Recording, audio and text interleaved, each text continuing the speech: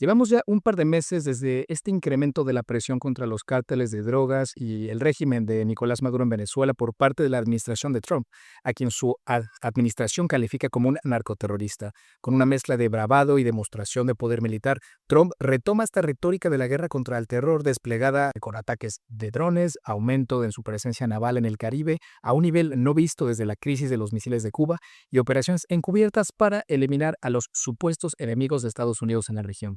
Y hoy aquí en Warrior Diplomacy vamos a hablar sobre la eficacia de este nuevo enfoque militarista en la región y ponerlo en este contexto con las referencias históricas de la guerra contra las drogas, la guerra contra el terrorismo y explorar también otros episodios de intervención estadounidense en América Latina.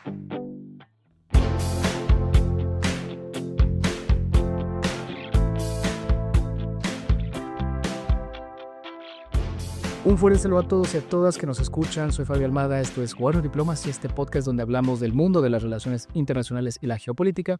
Hoy vamos a tocar este tema que nos pega en un lugar muy sensible del corazón a todos los que somos de América Latina, ¿no? El narcotráfico, los nuevos métodos que se emplean tanto por los cárteles como por la administración de Trump para combatirlo.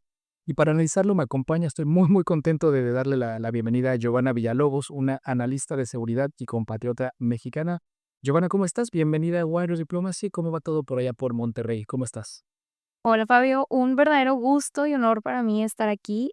Tuvimos el placer de platicar un poquito hace rato sobre varios temas, entonces estoy segura que este va a ser un episodio que me va a hacer pensar mucho, que me va a hacer retar mucho y es muy emocionada por participar. No, definitivamente sí, tenemos muchísimo de qué hablar, son muchos ángulos, muchos aristas de dónde ir y tocando, entonces el verdadero obstáculo va a ser poder darle su tiempo a cada uno de ellos, ¿no? Pero para hacerlo lo haremos en distintos 3 bloques, ahora los cuento cuáles van a ser, pero simplemente para introducirte un poco para aquellos que no te conocen, Giovanna es una analista senior del Institute for Strategic and Defense Research, donde desarrolla estudios de riesgo social, violencia y de gobernanza tanto en México como en América Latina, y actualmente trabaja como analista de datos en RiskTop, que es una firma especializada en análisis estratégico con gestión de riesgos e inteligencia.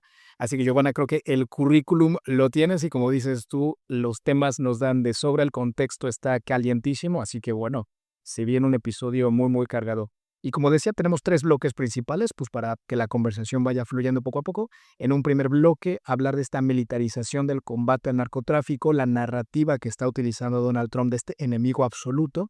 En un bloque 2 hablar un poco más del panorama que vemos en México y en Venezuela, ¿no? Como estos dos frentes visibles de la nueva cruzada antidrogas de Donald Trump.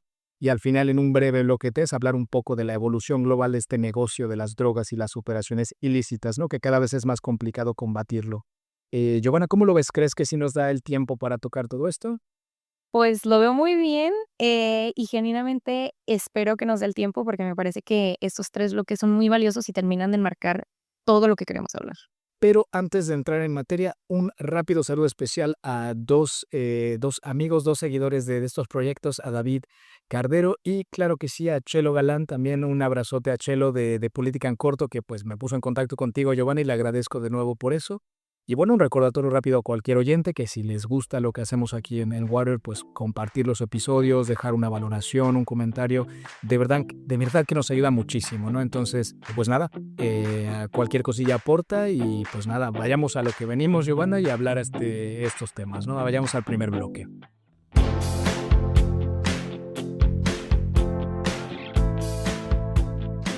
Pues Giovanna, antes de hablar ya de estos grandes instrumentos del poder militar que estamos viendo ser desplegados en el Caribe, como los drones, las fragatas, las designaciones legales, está esta operación previa, ¿no? Lo de redefinir al adversario.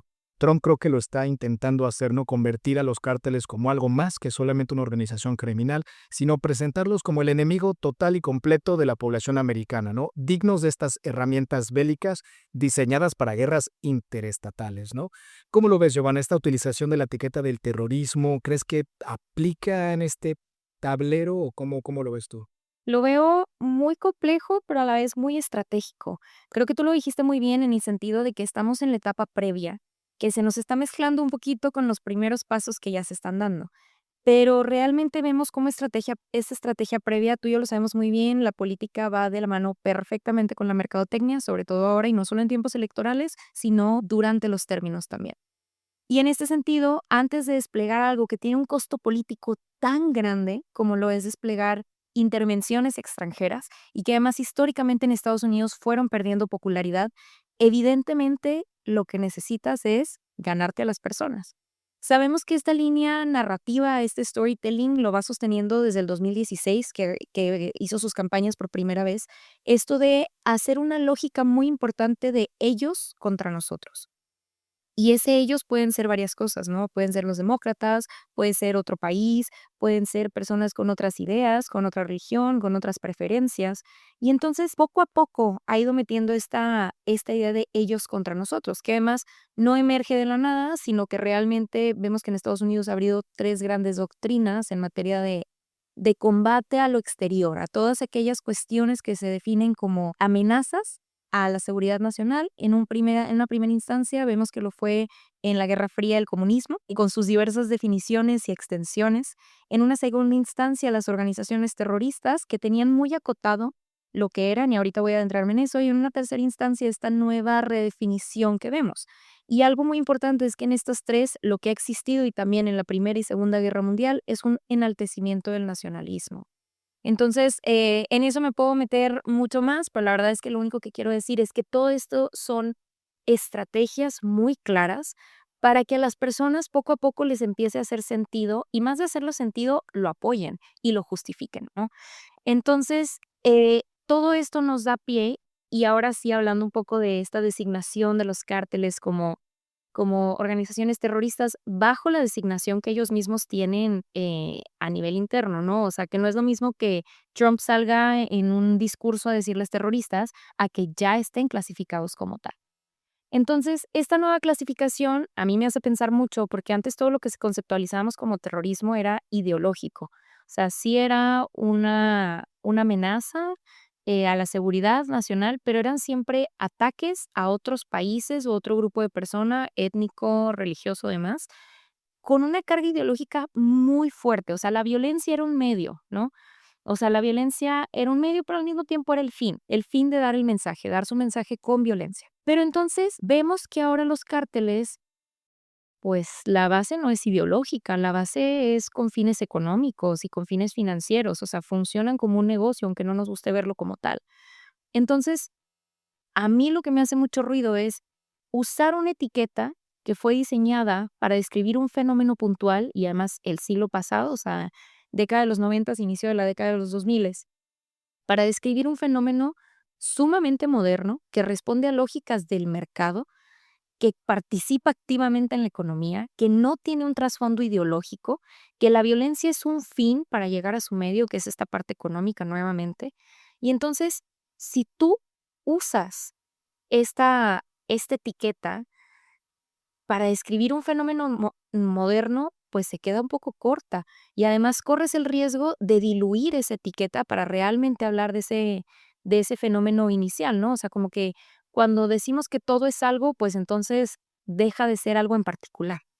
Pero entonces estamos viendo un intento de uso como de estas etiquetas pasadas y tú bien lo dijiste, de estas herramientas ya desarrolladas y esta inteligencia ya obtenida para combatir algo que se presenta como completamente nuevo y cambiante. Claro, claro, sí es que al final combatir un negocio que ha evolucionado tanto, que es completamente distinto a pues atacar otro país, ¿no? No puedes tener, no puedes pensar que las mismas estrategias van a funcionar. Y yo creo que ahí es donde se distingue un poco lo que está ocurriendo con los resultados, ¿no? Al final, bombardear barcos en el Caribe con misiles que cuestan millones de dólares de los contribuyentes, con una flota desplegada, que también la cantidad de dinero que eso cuesta, pues, o sea, tienes que poder venderlo, ¿no? Y de ahí es donde también esta parte de la narrativa política, de cómo vas, pues, hablando del asunto para que tu población, pues, lo acepte. Ahora, esto yo creo que al final empuja a la administración de Trump a una esquina donde van a tener que dar un resultado,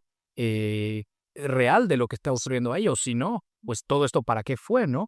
Y es interesante también cómo hacemos ese paralelismo con las retóricas y con las herramientas y la retórica de la guerra contra el terror de los 2000, ¿no? Y en el contexto de hoy, 4 de noviembre, que murió el ex vicepresidente Dick Cheney, ¿no? Es uno de estos arquitectos de la intervención americana en el Medio Oriente. Y pues como vemos ahora, un reciclamiento de este aparato antiterrorista en el lenguaje, las leyes y la tecnología. Ahora, aplicado a, como bien dices tú, Giovanna, un negocio que no es una organización terrorista, opera de una manera distinta y pues simplemente agarrar y disparar a barcos sin preguntar.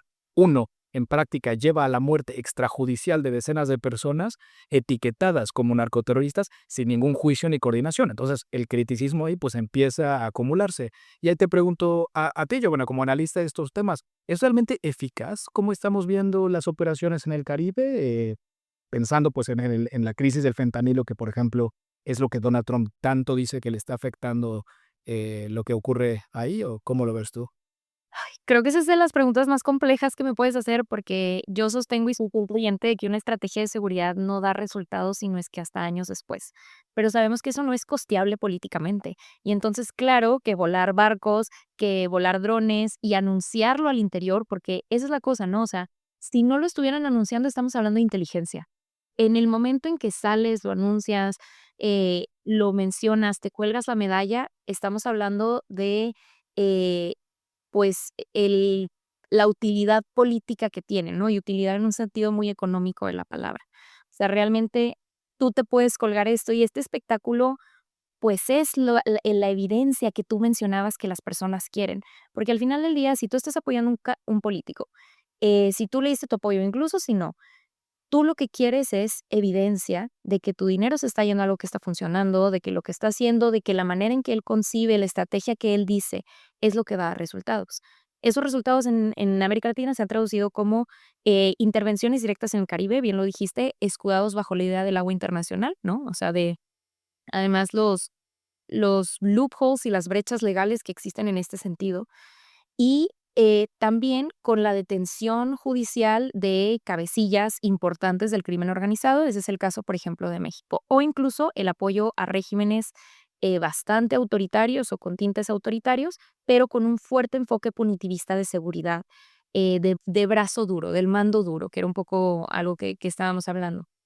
Entonces, si funciona, si no funciona, si es espectáculo político, pues la respuesta es un poco de todo y la respuesta que a nadie le gusta escuchar por parte de alguien de ciencias sociales, depende, pero es la verdad. Entonces, hablando un poco más al respecto, a mí realmente lo que me preocupa mucho es eh, cómo estas estrategias pueden servir como un costeo político, pero la deslegitimización hacia los gobiernos locales. Claro que esto es algo que a nivel hemisferio le otorga mucho poder, mucha autoridad a Estados Unidos. O sea, Fabio, no me dejarás mentir, aquí en México existe un discurso muy importante de, pero es que Estados Unidos lo hizo en 2 días. O sea, nosotros no lo hemos hecho porque la corrupción, porque las instituciones, porque, claro, lo hizo en 2 días, pero salteándose un montón de leyes, ¿no? O sea, eh, rompiendo completamente cuestiones diplomáticas que hay de por medio. Y aquí también hay una parte muy importante que es que Estados Unidos siempre emplea una diplomacia coercitiva. Y en esa existencia de la diplomacia coercitiva, pues entonces está el factor económico, está el factor de seguridad, está como un montón del factor social. Y Estados Unidos puede jugar con todos esos factores. Mientras que lo que hacen los países donde tiene estas operaciones que parecen ser muy minuciosas, o sea, aquí en México tuvimos la detención de muchas cabezas de altos mandos de diferentes cárteles, es que no se hace en coordinación con los gobiernos locales y que se saquen las noticias estadounidenses primero. Y lo que eso resulta es en lo que te menciono de deslegitimización y que después tienes estas declaraciones muy torpes por medio de gobiernos nacionales donde aseguran que fue una en coordinación.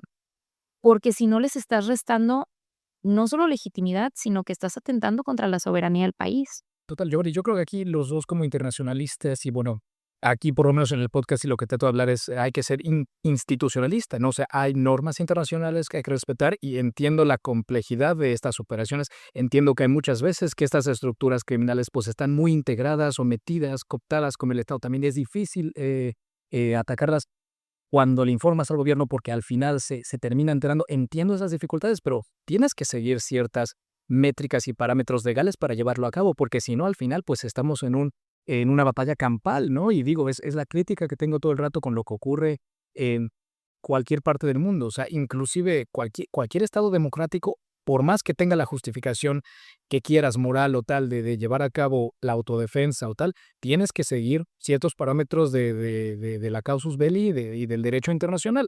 Y en el caso de Trump, pues es que es eso, no puedes agarrar y, mira, por más, yo no soy fan del régimen en Venezuela, la gente que escucha en podcast lo sabe, pero tampoco puedes ir y empezar a bombardear un país porque las consecuencias que terminas creando ahí también, ojo, ojo con la caja de Pandora que abres con un estado fallido en el Caribe también, ¿no?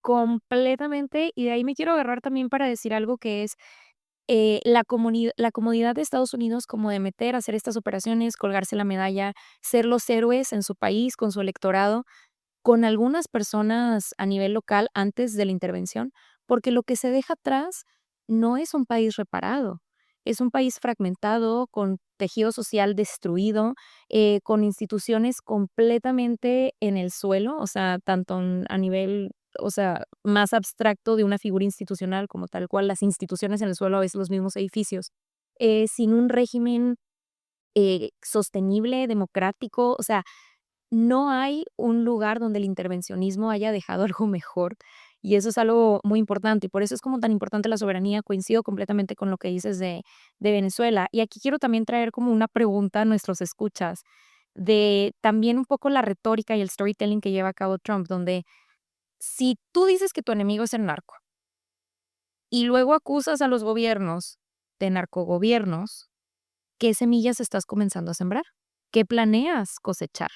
Puede ser verdad, nadie lo está negando, tú bien lo mencionas y coincido plenamente, o sea, hay muchas instituciones, o sea, no negamos la corrupción ni en nuestro país ni en otros países de América Latina, o sea, tampoco nos cegamos a nuestra realidad, pero hay que cuestionar, o sea, ¿realmente es el trabajo de otro país intervenir de esta manera? O sea, no hay otros mecanismos formales, no hay y más allá, volvemos a pensamiento crítico 101, siempre, siempre, siempre hay que preguntarnos a quién le beneficia esto, qué no estoy viendo, qué brechas de información y opinión están llenando por mí. Entonces, ya analizamos en la pregunta anterior el fondo, pero la forma, que es lo que estamos discutiendo, es igual de importante. Sí, no, no, toda la razón. Y al final me viene a la cabeza, ¿no? Que al final estas organizaciones, pues, ¿quién las arma, no? El mercado de las armas pesadas, ¿de dónde vienen, no? Y pues también los consumidores finales, ¿en qué país están, no? Hay más herramientas que pueden ser desplegadas para atacar a los cárteles en América Latina que bombardeando países y barcos en el Caribe. Pero, Giovanna, creo que ya empezamos a hablar un poco de lo que es la región, lo que son los países. ¿Por qué nos saltamos a este segundo bloque y hablamos de, pues ahora sí, de los dos frentes visibles que vemos, ¿no? Tanto Venezuela como México.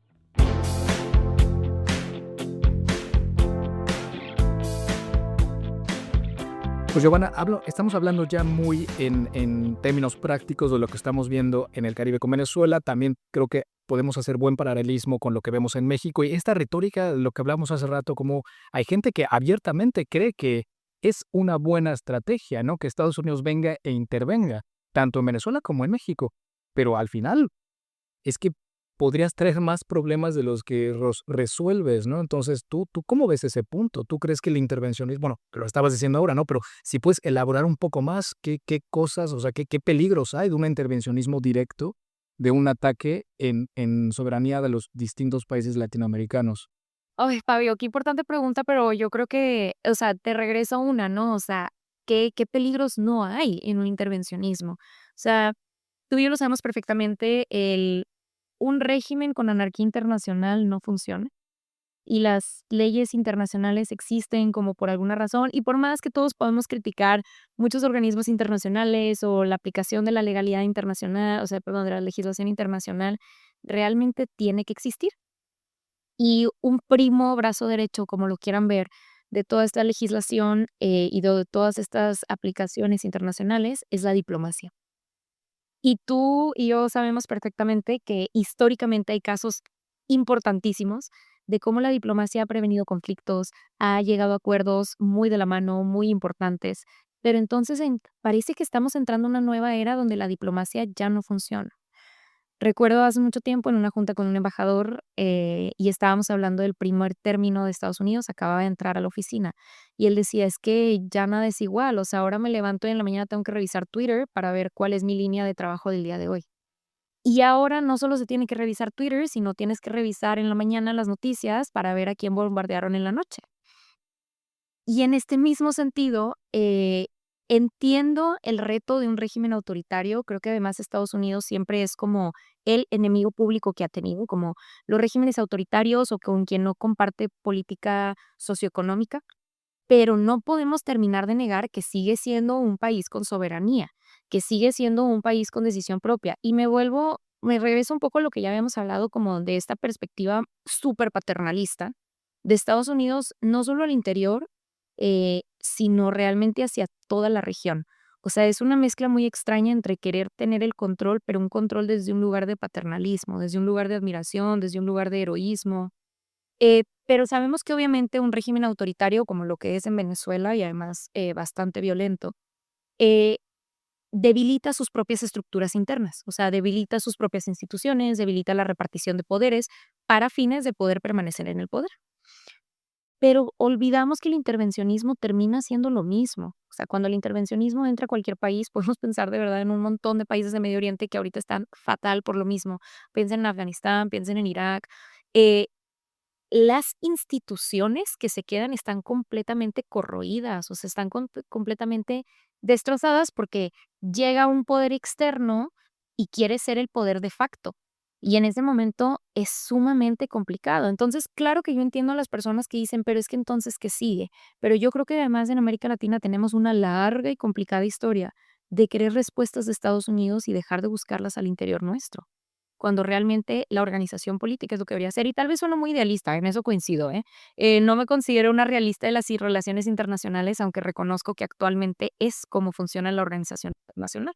Sí, digo, yo tampoco soy venezolano para de verdad poder hablar con autoridad en el tema, pero pues sí viéndolo desde la historia reciente y no solo en el continente, sino en el mundo, cualquier tipo de tratar de exportar o importar la democracia a otro lugar termina en caos completo, ¿no? Y yo creo que volvemos a lo mismo, o sea, no sé hasta qué punto de verdad se esté planeando una intervención militar o es subir la presión para que algo interno ocurra en Venezuela, pero se ha estado intentando subir esa presión por años y años y el régimen de Maduro tiene bien las manos agarradas en el poder, con el ejército cooptadísimo. Entonces, dar ahí más presión con barcos y tal, un bombardeo acá, yo creo que va a causar la reacción contraria, que el régimen se agarre todavía más fuerte de lo que tiene.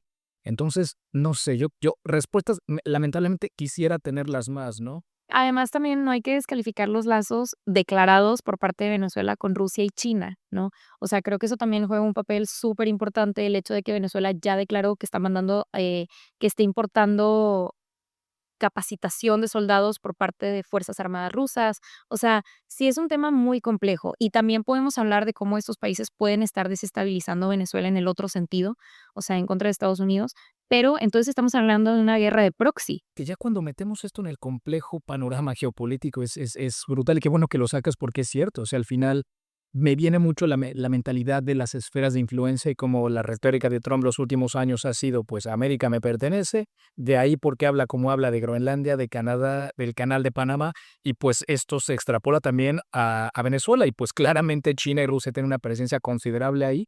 Normal entiendo que esta mentalidad imperialista en ese sentido de Trump trate de decir, oye, hay que cortarle aquí porque se nos meten por acá. Y creo que toda la política exterior de Trump a América Latina, ya sea por presión comercial, económica o seguridad, viene un poco de la mano de eso, ¿no? De la que el continente sea su patio trasero como lo ha sido, pues lamentablemente mucho tiempo, ¿no? Y que siga haciéndolo así. Y eso pues le deja poca agencia a la región, lamentablemente, ¿no? Si no haces lo que el americano quiera, pues te caen unos aranceles que te dejan en la bancarrota, ¿no? Exacto. Pero bueno, Giovanna, trazando la línea y hablando de México, ¿cómo lo ves? Porque también en México está ya abierta esta pregunta, muchos se cuestionan, ¿será que Trump va a atacar suelo mexicano, los cárteles con drones? ¿Qué tal? Hay voces dentro de nuestra política que también están hablando de esto. ¿Cómo lo ves? ¿Crees posible una intervención directa en nuestro país? Me encantaría decirte que no, pero lamentablemente sí. Mira, yo creo que vamos a complejizar un poco. Algo que yo siempre digo es las respuestas sencillas venden muy bien. Matizar y complejizar problemas, no, no tanto. Pero yo quiero complejizar lo más que se pueda en este espacio que me estás brindando, porque creo que es muy importante entenderlo por todo lo que es, ¿no? Entonces, a inicios de este año veíamos cómo se estaban sobrevolando diversas aeronaves en territorio mexicano, cómo instalaron buques en diversos puertos mexicanos, pero seguían siendo aguas internacionales. O sea, Y realmente el clima que se respiraba entre las personas que tratamos este tema era un sentimiento de tensión absoluta y total, o sea, decir, esto no es normal. Y no lo están declarando los americanos, que era lo que te mencionaba previamente, como que si tú lo cacareas, tiene un fin político. Si tú lo mantienes en secreto, tiene un fin de inteligencia que va a evolucionar eventualmente a algo táctico. Entonces, realmente era como algo que se sentía muy tenso y eventualmente, estas tensiones han disminuido. Es verdad que sí han existido pláticas como diplomáticas, como de la posibilidad de un intervencionismo tanto aquí como allá. O sea, no es un secreto que este temor existe y no es un secreto que también se está considerando, ¿no? O sea, vuelvo a lo mismo que ya te mencionaba antes, las extradiciones judiciales de ciertas cabezas sin ningún tipo de consideración diplomática para decir que fue una operación conjunta también es un indicio de algo, o sea, es un indicio de no tanta cooperación y lo complicado aquí es que yo creo que como analista o como una persona que simplemente se sienta a leer el periódico todos los días, lo abres y ves que un día tenemos aranceles súper altos, ves que hay un buque de Estados Unidos que nadie sabe qué es y Estados Unidos no declara, y al día siguiente, se van a retrasar los aranceles 15 días y otra vez se va a negociar el TEMEC. Entonces es un jala y estira súper complejo que no se puede leer.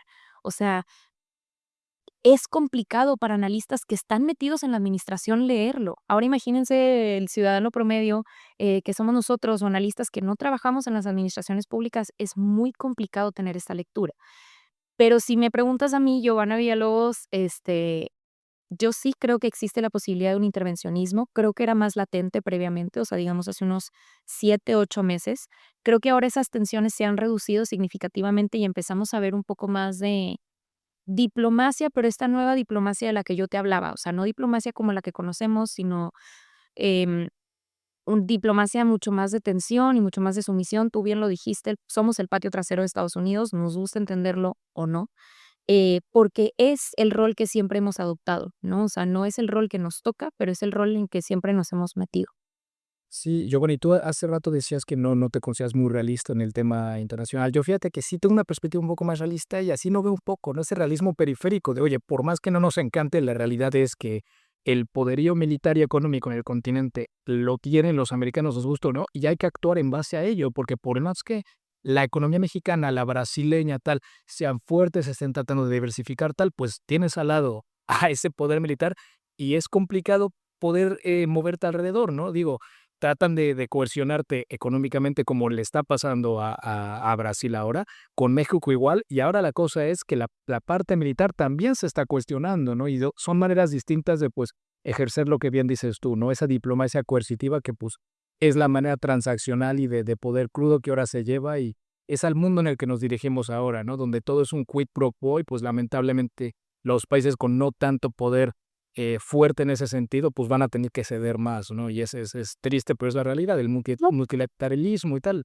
Ese idealismo está quedando tan en el pasado que es hora de enterrarlo, no sé, y seguir adelante bajo otras, no sé, otras maneras de actuar.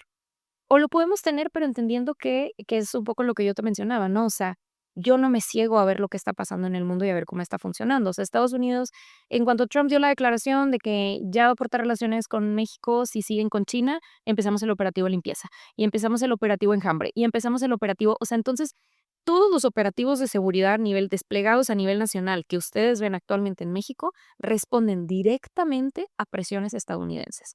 Sin ánimos de desestimar que ya existieran estos previamente, pero es muy interesante ver cómo en la mañana ves esta noticia y en la tarde ya se desplegó este operativo. Cómo, y es eso, o sea, responde no solo al poder militar, sino al hard y soft power que vemos que tiene Estados Unidos sobre la región. Y es que de verdad, ser vecino de Estados Unidos es muy complejo. O sea, incluso si habláramos de que no tuvieran un poder militar tan grande, o sea, la influencia que tiene Estados Unidos y que ha sostenido por tantos años es inigualable, nos guste o no. No, definitivamente, y creo que siempre volvemos cuando hablamos de estos temas a esta frase célebre, ¿no? De México, pues pobre, tan lejos de Dios y tan cerca de Estados Unidos.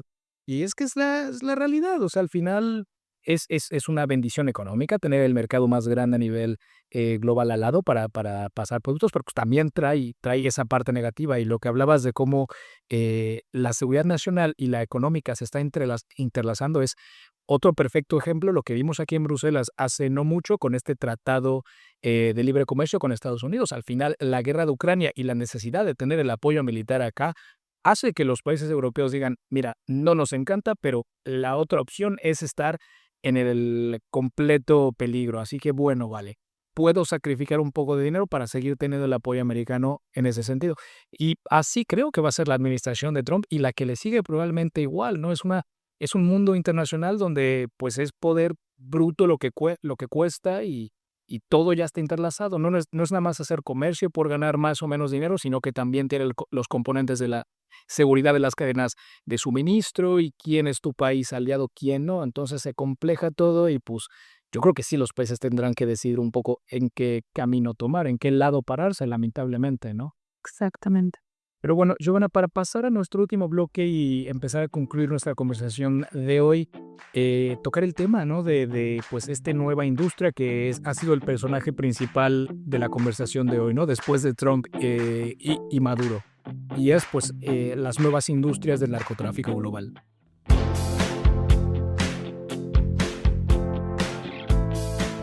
Pues Giovanna, hablando en este último bloque de la evolución del negocio ilícito mundial, mientras Washington viene reviviendo esta retórica del enemigo absoluto que hablamos en el primer bloque, de los buques, los drones en el Caribe, en verdad este negocio ilícito ha evolucionado en una dirección súper distinta, ¿no? Lo estamos hablando todo este episodio. Muy interesante un artículo que hizo, una edición entera de su revista The Economist hace un par de semanas, sobre este reportaje de cómo el modelo del narcotráfico global ya no es solamente pues una red en el mundo, sino como un estilo de subcontratación flexible, ¿no? Que se cambia de nombre, de bandera, de aliados, ¿no? Y operan con una agilidad que pues es muy difícil para los ejércitos y las agencias estatales seguir. Y te pregunto yo a ti, Giovanna, ¿cómo se puede atajar un problema tan complejo con un enemigo tan moderno en ese sentido, ¿no? Con tantas máscaras, con tanta tecnología. ¿Qué tipo de estrategias se pueden hacer? Si bombardear barcos no es la manera, ¿cómo atacas un enemigo así? ¿Cuál sí es la estrategia? Que esa siempre es la pregunta difícil, ¿no? Quejarse es bien fácil, lo que hemos hecho todo el episodio. Pero realmente proponer es algo. Y fíjate que ahí eso sí es algo que reconozco, que muchas personas consideran un riesgo, si bien comparto, que también es algo que permite el haberlos destinado como, categorizado como organizaciones extranjeras terroristas. Lo que eso te permite es investigar a cualquier empresa, persona que haya la menor posibilidad de que tenga vínculos. Esto lo complica, pero también yo creo que es lo que ayuda como a mitigar, ¿no? O sea, es decir, si algún cártel tiene toda esta línea de terciarizados y outsourcing y todo lo que ya mencionaste, y una empresa estadounidense compra a una de esas empresas o es parte de quien la outsourcean, puede ser investigada como apoyar o financiar una organización terrorista. Entonces, aquí estamos hablando de que se puede investigar todos los puntos de la cadena, desde inicio a fin, sea el eslabón donde lo encuentres. O sea, tú puedes encontrar el eslabón intermedio y lo puedes investigar, porque ya los destinaste como Foreign Terrorist Organizations. De la manera contraria, no hubieras podido hacer esto. O sea, si tú los mantuvieras como Transnational Criminal Organizations, tú no puedes hacer esto con la misma facilidad, ni con los mismos recursos, ni con la misma, o sea, ni con todo el aparato que ya es lo que hablamos, ¿no?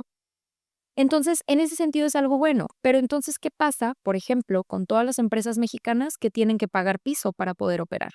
Porque entonces también pueden ser acusadas de estar financiando, ¿no? Entonces, como que esto es algo que dices, ok, pero es que tiene más aristas, por lo mismo que mencionamos, de que ojalá fuera tan sencillo como decir, bueno, es que nada más outsourcean, y es que nada más son terceros, y es que esos terceros saben con quién están haciendo negocios, pero la verdad es que no.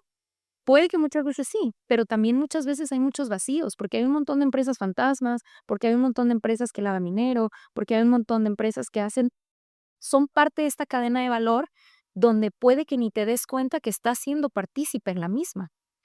O sí, también, ¿verdad? O sea, hay quienes sí, hay quienes no, pero yo solo lo que quiero traer a la mesa es la complejidad que esto trae. Si bien la nueva destinación, que era lo que hablábamos muy al principio, trae esta posibilidad, también trae esta complejidad. Y además, algo de lo que no hemos hablado tanto y que me interesa tocar es esta parte de la modernización de la actividad criminal. Y yo lo quiero hablar en dos sentidos. La primera es en negocios. La diversificación económica de las actividades económicas del crimen organizado a mí me tiene impresionado. O sea, ya realmente vemos cómo empiezan a operar como una empresa con un montón de actividades económicas. O sea, ya no es nada más el trasiego de drogas, el tráfico de personas. O sea, vemos que realmente empiezan a meterse en cuestiones de minería, de tala, de agricultura, de ganado. Y si bien son como estas cosas que empezamos a vislumbrar en años pasados, en décadas pasadas, ya vemos cómo forma parte de toda la economía de un país. O sea, y era un poco algo que podemos mencionar, que de verdad no nos gusta hablar de esto y es algo muy incómodo y no hay estudios al respecto de qué pasa si abatimos la economía criminal, qué pasa con la economía mexicana. Sí, lamentablemente hay un componente financiero fundamental acá, ¿no? Todo este lavado de dinero y no solamente de, pues sí, como dices tú, negocios fantasma o básicamente, pues sí, negocios que están puestos para lavar dinero, pero ya también desde lo que también hablas, ¿no? Estas nuevas tecnologías, el lavado a través de criptomonedas, paraísos fiscales en islas por todo el mundo, ¿no? O sea, es que este vínculo entre el narcotráfico y la economía legal a veces es tan gris y tan complicado que atajarlo, pues va a requerir una operación pues, de inteligencia financiera a un nivel impresionante que a lo mejor ni siquiera está bien desarrollada en nuestro continente, ¿no? Pero claramente el bombardeo, ¿no? Y una estrategia tan bélica, tan directa, resuelve una parte mínima. Al final, estas organizaciones se adaptan y operan de una manera distinta. O sea, los submarinos que estamos viendo de los narcotraficantes es impresionante. Ya no nada más cruzan el Pacífico por las costas de Ecuador, México y a Estados Unidos. Están cruzando el océano Atlántico a Europa. O sea, en verdad, la industria de la cocaína, ahora el principal consumidor es el continente europeo, no el americano, y el negocio se está adaptando para ello. Estaba leyendo también cómo hay maneras en estos grandes buques que llevan miles y miles de esas cajas, ¿no? De Del contenedores. mundo, los contenedores, pues debajo de los buques tienen los narcotraficantes como espacios tal, y ahí están metiendo las cosas. O sea, encuentran maneras tan innovadoras de mover sus productos que al final, pues la otra parte de la moneda se tiene que adaptar a un nivel el triple de rápido y no es el caso, ¿no? Siempre vemos como el Estado está 3 4 pasos detrás de todo esto y este caso no es la excepción, ¿no? Entonces, pues, atacarlo es complejo. Y otra cosa, yo, verdad, que creo que es re importante de afirmar es que sin atacar las raíces, como la demanda del producto, ilícito, ¿no? La desigualdad, la regulación, la corrupción institucional, pues, cualquier ofensiva va a resultar en la vuelta del ciclo, no va a dar frutos. Pero bueno, vuelvo a lo mismo, una guerra militar no creo que gane una batalla que es económica, digital y social, ¿no? Y que además se ha expandido tanto y está tan metida profundamente en todos los países, incluido Estados Unidos. O sea, vuelvo a que en México ya vemos, es que el crimen transnacional ahora es verdaderamente transnacional. O sea, creo que antes lo usábamos de manera muy ligera, pero ahora, como bien mencionas, las tácticas de evolución, o sea, ya ni siquiera tenemos que hablar solo de las tácticas y herramientas que usan. O sea, los mismos cárteles, nosotros hemos visto noticias donde están mandando a entrenar a sus, aparte de sus elementos, a otros países, como otros cárteles de otros países vienen a entrenarlos, por ejemplo, aquí en México en minas, que es algo que antes no se hacía, en explosivos, que es algo que antes no teníamos. Drones con explosivos es algo sumamente común. Y entonces también tenemos esta otra parte que hemos estado como hablando un poco de ella, pero más bien mencionándola, que es que en Estados Unidos se tiene el problema de consumo de manera muy evidente, pero también es negocio redondo, por lo que mencionabas tú de las armas. Y entonces en México también existe un problema de consumo, o sea, genuinamente existe un problema de consumo, pero entonces es oferta y demanda. Y vuelvo a lo mismo de que queremos seguir respondiendo con técnicas de guerra, como bien mencionas tú, con técnicas de seguridad, a una guerra profundamente comercial. Entonces, comercial con ramificaciones sociales que ha destrozado completamente el tejido social. Ya ni nos metimos en temas como defensa y disuasión, que es muy interesante analizarlo en América Latina, y cómo más que el Estado lo esté usando a su favor, los cárteles lo han usado a su favor precisamente para evitar estos ataques, para desarrollar sistemas de inteligencia. Entonces, mientras que el narco ha adoptado las mejores medidas que habían desarrollado en años pasados y se han seguido modernizando, los países, los estados, e incluyo Estados Unidos en esto, siguen adoptando estrategias que funcionaron en los 90. Y fíjate, otra cosa que me viene a la cabeza con lo que acabas de decir es que se han reportado también mercenarios mexicanos de los cárteles en las fronteras, en las trincheras en Ucrania, aprendiendo a pilotear los drones de guerra, ¿no? Que ya es como vemos que la guerra se está desarrollando, ¿no? Con una automatización impresionante de todo tipo. Y al final, esta pues, inteligencia, este conocimiento se va a adaptar a la realidad mexicana en cómo los cárteles luchan en contra del gobierno y la policía. Entonces, es impresionante cómo lo que bien dices tú, las maneras de atajar lo de los 90 no se van a aplicar en los 2020. Imagínate en los 2030, ¿no? Entonces, este enemigo ya no está en los montes, ¿no? En las sierras ni en el Caribe, está en las redes financieras, en los servidores encriptados, ¿no? Y esta demanda que, pues, crece, crece y crece. Y a lo mejor, pues, es la manera en la que hay que cambiar la mentalidad, ¿no? No es fuego contra fuego, sino, pues, un poquito más de esa inteligencia financiera, económica, pues, para tratar de atajar la parte más fuerte, que es de dónde viene el dinero, ¿no? Que les proporciona poder hacer todo lo que hacen, en adición a muchas cosas más, ¿no? Exacto. Pero, Giovanna, podemos estar hablando horas. Nos faltó hablar de tanto política nacional en México, de todo el tema de la cultura, ¿no? La narcocultura en México es otro tema que, puf, nos da para una hora de conversación muy importante. Y bueno, tratamos de hacer lo mejor que pudimos. Creo que la conversación dio muy bien, estoy contentísimo.